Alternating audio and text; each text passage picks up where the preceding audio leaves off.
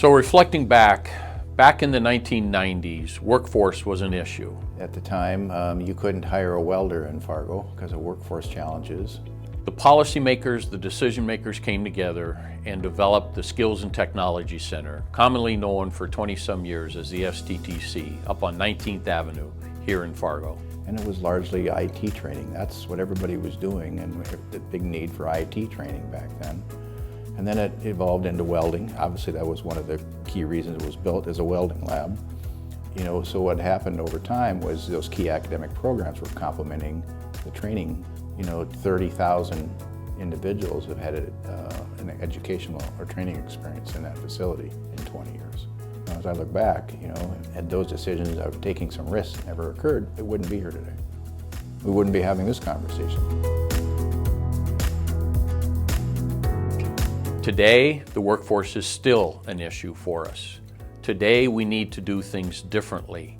Different models, different buildings, different programs. So we went to this public school system, we went to the North Dakota legislature, we went to the State Board of Higher Education. We did some research, we did some things of what are other communities doing. We didn't try to recreate the wheel, we tried to find a wheel that worked in other communities. And what we started to see were things called academies or career centers, spaces that were created that weren't necessarily in the high schools, they were outside of the high schools. There was a different way of teaching. The Career Workforce Academy has been designed as a vision to think about how we engage students in career exploration and think about it in a more intentional manner. This has been quite frankly, a missing component for years. There's been these types of facilities operating across the country for quite some time. So I think filling this gap is going to be really important. With our New American program, with the customized training in our Train ND division, this concept, this center will be a learning space for all learners of all different ages, of all different types, to help create a much larger and a better skilled workforce, not just for this region, but for the entire state of North Dakota. But I want people to understand the reason that all this work got done is because people saw the need to better a community and to better the people that live in that community. So ultimately, no matter how it gets done, it got done with a purpose that is second to none. It really stems from understanding the workforce needs. Understanding that as good as we were doing, and I say we, it's not just NDSCS, it's all of the components that feed into that workforce. As good as we were doing, we still had a shortage, we still had a need. One thing that we say often in Fargo Public Schools is that no two learners are the same. And if we truly believe in equity, that means we believe in making sure that we're providing every student with an opportunity to be successful. And so for us, our mission is to provide as many different opportunities for learning as we can for students to make sure that they have that path to success. One of the things that we're really focusing on now is, first of all, creating that learning space that has a high school experience, but then can serve adult learners. And then we also have retraining because of the things that have happened with our economy and then our growing community. So those are very important reasons. And then another thing is efficiency sometimes when it comes to programming, learning spaces, instructional experiences. So we need to kind of think about how do we approach that systemically versus individually in our community. I see that we're going to have learners that leave our buildings after they graduate that will leave with certifications and go directly into the workforce. So you're going to meet a need that's there. And for those that can go into the workforce, they may still want to go post-secondary, but now they're going to be able to work with these businesses and partnerships to get their schooling paid for. That's a win-win for business. That's a win-win for our learners. Having been in business for 44 years myself in this community, I understand what the needs were, whether it was welders, whether it was people running a crane truck or fabricators and installers. Everybody was experiencing the same thing. And so why wouldn't we advocate that if we have it within our means to address the situation, we should do that? Because of the significant workforce challenges we have with just finding skilled people here in our market and those we want to recruit in, it's just paramount that we have this type of facility to support the kind of the holistic workforce needs of our region. If we are not proactive and we are reactive, we will fall short of workforce development and our community support, and we will lose sight of some great innovative opportunities in North Dakota for the state's economy, not just Cass County.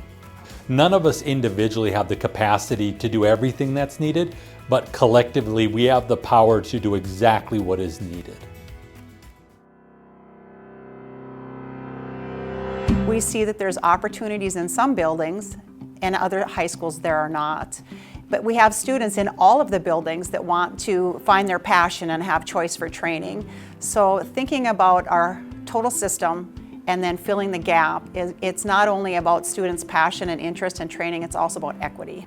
This gives those kids opportunities to explore things they're passionate about, to find out if that's truly what they want to be when they get older. I think one of the most important things that happens for our kids is they'll be able to know not only what they want to do, but also as important as knowing what they don't want to do when they leave here. It's a great advantage for them to be able to explore some of these courses in high school and then gain credit for them that go towards a credential certification or towards a 2-year diploma. We have many kids who identify a passion in their high school years, and we can direct them into certain pathways that can match up with their skills and their passions. You have to look at breaking the mold of education only having to be a K-12 path followed by an immediate 4-year institution.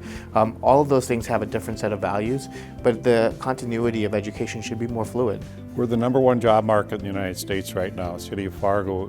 What better thing to do than to take the local community schools and work with them to bring forth graduates that stay in our community and take these jobs that everybody has out there. Students will be able to be exposed to careers that are directly in our community and be incentivized to serve and take advantage of opportunities to obtain skill sets or knowledge that they can then translate into a workforce in the FM region versus having students that leave the FM region for other jobs outside of our community, and I think that's going to have a huge impact. It's going to expose them to things that they weren't going to get exposed to here other than maybe a speaker. They're going to get a chance to actually go onto a site where they're going to be able to do some of this work. It means an investment in our future. The intent of this project was not simply just to educate, but again, to inform, to get people exposed to what could be their very future. It has taken our thinking from what do we want our students to experience and be exposed to what does it look like in that next level. And I think that has strengthened our curriculums, and it also has helped us think about partnerships. I often say together we're better, and if we can put our resources together, we can really, impact young people for the future. There's a lot of passion behind our alumni of this college, and they know what it's did for them. And to have that spirit going into a project of this significance is needed. So to our supporters, our donors, our contributors, thank you. Your contributions in various ways are going to help this concept to become a reality here in the near future. To be able to amass $30 million with businesses, local government, federal government, and ultimately the state government decision. It's a unique approach that brings everybody to the table to try and make a difference. Kind of one of those generational things that we have an opportunity to be a part of, and the building's going to be there for a long time, and it's going to do a lot of good for a lot of people in the future. This investment is something that will be well beyond the lifetime of any of us who have been involved in this project. This is a generational change that is going to occur because of what you've done and the commitment you've made. As we've gone through the design process for the Career Innovation Center, we really had some words that kept coming to the surface, so a word cloud, if you will. Flexibility, open space, natural lighting, very much of a feel of what it is to work in these various types of industries that will be provided here in the center. So we wanted it to look and feel like a shop and a lab in a dealership or in a company. We wanted the spaces to be flexible because we know the careers are going to change over time. And we did not want to define ourselves or restrict ourselves to a brick and mortar space.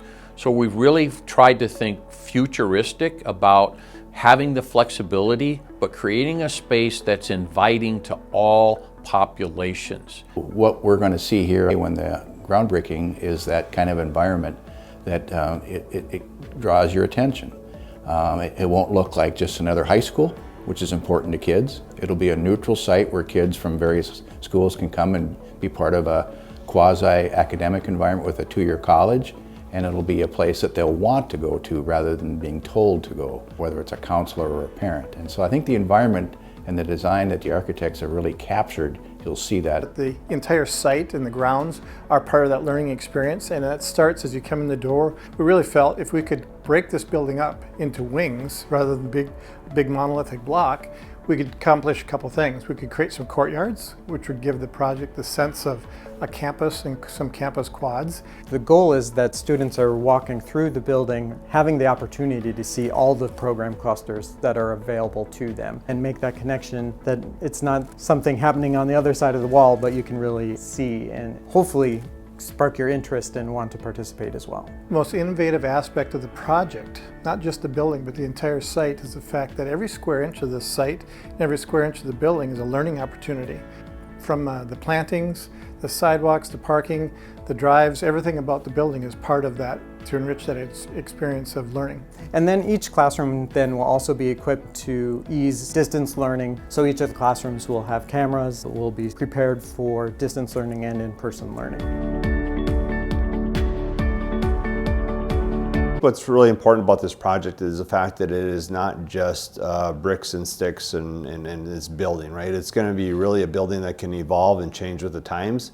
You know, I imagine at one point when NDSCS started, there was probably a wagon wheel shop or a program, right? And we don't build wagon wheels anymore, and the things that we're training today may not be applicable, you know, 5 generations from now. So it's going to be really important that that building can evolve and grow and change with the times and be relevant. I think that's going to be the most important thing. So each of the wings of the building is intended to allow for expansion. So hopefully more and more students enter each of the career fields and the building will grow with that. When we looked at the term academies, academies were really centered around high school programming.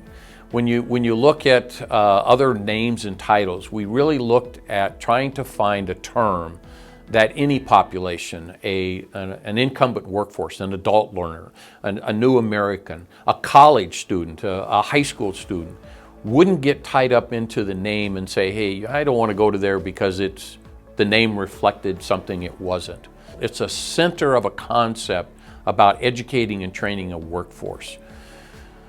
The Career Center, we wrestled with career or workforce. Which one was the better word? Workforce Innovation Center, Career Innovation Center. We really thought the term career was more inclusive of what we were doing in the facility, ranging from the various types of educational programming that will occur.